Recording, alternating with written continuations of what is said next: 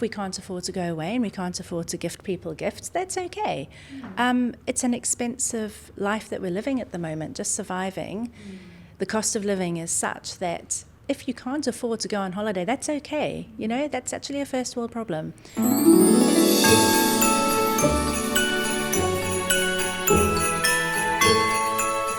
Hi, I'm Kat McCormack, and this is my friend Diane Campbell and my friend Lisa Mansfield. And thanks, girls, for joining me to talk about Christmas time and tips and strategies when it comes to budgeting. Because often when we think of Christmas, we think of dollars being spent. I mean, companies make the most of it. It's a real commercial thing these days, but when we want to do it smart, how do we do that? So I've got a few questions to ask you to get your ideas. So when it comes to financial strategies or tricks, do you guys have any specific ones to save money around Christmas gifts? I think we all love receiving them. So this is our problem, because we all love receiving them. We love giving them. So yes, I have a kind of a bigger extended family as well.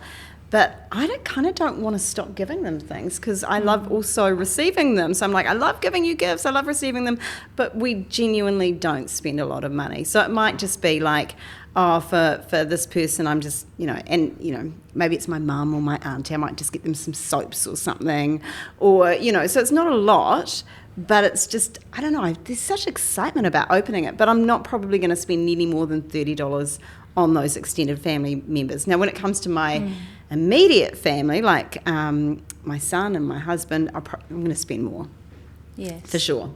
Yeah, there's ways you can be quite clever about it. Like we've noticed that Flybuys, we have a card that we pay all our grocery bills each week on, and most of our bills, and that card accumulates Flybuys points. So often at the end of the year, it's quite worthwhile to check your rewards programs and see how many points you have, because you can actually get some cool Christmas presents using Flybuys, or if not, you can get beverages or foods that you can add to your Christmas spread as well, because you can get grocery items too. That's actually something that I've done in the past, not for Christmas, but actually it was around the summer when we just had people from overseas visiting our family, and it was really expensive because you're wanting to barbecue and meat is expensive, and there were like 12 people staying for about 6 weeks. And so I actually traded in all my Flybuys points for New World gift vouchers. I don't think they don't give Countdown or Pack and Save, do they? And actually ended up with $200 or $300 that way, and that just eases the burden of the expense of times of the year, that are actually more expensive. Here's an interesting question, which I think if we're all honest about it, we've probably experienced this. Have you ever experienced financial stress during the holiday season, and how did you overcome it? We had a little chat about this before, didn't we, Kat? Because I feel like for me personally, it wasn't the holiday season, it was the end of January going into school.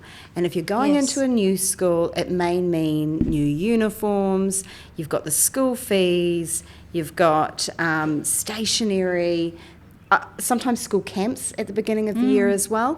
So photographs, all of this stuff, all at the beginning of the year. So I don't really feel like I feel it at Christmas, even into the holidays. It's just more at the end of January. I'm like, oh gosh, I have to be a little bit more deliberate about this. Like a financial hangover, a holiday hangover financially. Yeah. I don't know, but what about you guys? I think we always feel it, because unlike the Northern Hemisphere, where they have 2 weeks off for Christmas and New Year, and it's just Christmas, we have Christmas, New Year, and then our long summer holiday, and so it's at the same time of the year. And I know that we're a big camping family. I absolutely love camping, and there's not a lot you can do to prepare for that, but what we've realised is if you do book early, get our deposit paid, and then that's a couple of nights worth, I think. And I think just even when we go camping, we'll go and buy ice blocks from the supermarket and then store them in the campsite freezer and hope nobody steals them, which most people don't. If you were doing a different type of holiday, you might go and buy an ice cream for the family. I'm not talking just a normal ice cream, but you do have these fancy ice creams that you can buy, and they might be $4 or $5 each, and then you're ending up spending $30 on an ice cream that lasts 5 minutes because it's dripping and it's summer. So we do cut costs when we're camping. We have nice food, but it's simple, but we'll buy a lot of things from the supermarket. And but we do have, it is quite a big outlay when you're a family of 5 kind of adults, really, and you want to camp, and it can cost quite a few $100s to go for a week camping somewhere. And that's straight after Christmas. And then what about people like us who have birthdays in December and January? 3 of my kids have birthdays between December and January. Yeah, I've got and a so, sister with a birthday early you know. January, and so it's like, oh, here we go. Yeah, that's a great tip, and I think for us, we've definitely experienced it. And I think what helps, one strategy actually, and it's a bit of a challenge, it's like, can you empty your cupboards challenge? So leading up to Christmas Day, or before you go away, trying to use everything up before you go and buy a shop. And then if you're going away, making sure that you eat everything and you don't buy anything new until you get to the place, and then you do like a proper grocery shop rather than just buying a few little items. We found up until Christmas Day it was quite good, sort of eating a lot of the stuff up, or eating all the leftovers and not sort of wasting any food. But actually a few years we've had to be really honest with ourselves and go, we might be able to go and visit family because we can afford gas to go and we can bring some groceries with us, but we can't actually afford to go camping or go stay at a batch. And we've had to staycation ourselves for a period of the holidays, which has seemed kind of tough, but then it's about spending time together as a family as well. And so if you're not stressed, you're relaxed and you're spending time and maybe going around your hometown and exploring local beaches, it's just the same, it's just as much fun, even if you're not going on a more expensive holiday as well. Yeah, I think over the years we've kind of discovered too that we don't actually have to go a long way away. So, you know, because New Zealand's so beautiful, right? You can go half an hour away and it feels like a holiday. You haven't spent all that money on gas. Hopefully the accommodation is not going to be too expensive. And, you know, it's still a holiday. You're not at home. You're not doing all the chores that you might want to do if you were at home, but you are away. And I feel like, we have sort of tended to be quite close to home if we have gone away, which has been really nice too. We had one year where my son had a cricket tournament for a week, I think, between Christmas and New Year, and so we didn't go away at all over that time. And it was one of our most wonderful times that we've ever had as a family, because whilst he was, and obviously we popped in and out and watched him, but these games go all day.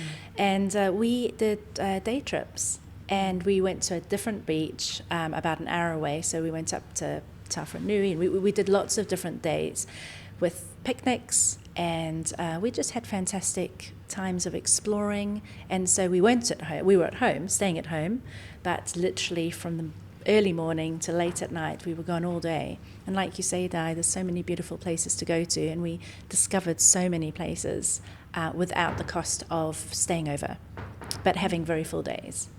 That's cool. Well, let's talk about one more thing. How do you balance the desire to create a memorable holiday experience with wise financial stewardship and budgeting? And actually thinking about stewardship and thinking about our resources and our money that God's actually blessed us with, I'm reminded of an opportunity at Christmas time to actually bless others as well. So do you have any ideas around that? Yeah. I mean, I think using our resources wisely, it is just being really intentional. And, you know, sometimes it actually just takes a bit of time and work, you know, just sitting down, figuring out, you know, how much can I afford. And I do think that there are so many opportunities to give at Christmas, whether it is, you know, your time, which is also such a valuable resource. I think we kind of forget about that and think we need to give our money, but our time is so valuable. So if we're able to give our time, I feel that's like a really great way to give during Christmas.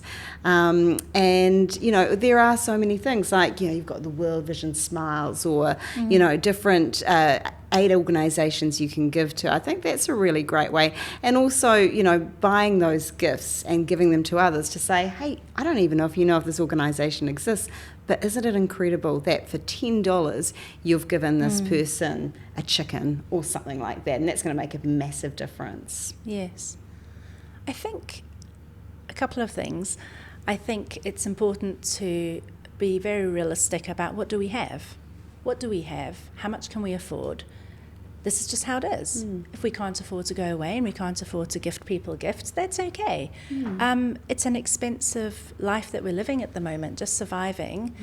The cost of living is such that if you can't afford to go on holiday, that's okay. You know, that's actually a first world problem. And I think the other thing is, you know, not to compare ourselves with other people.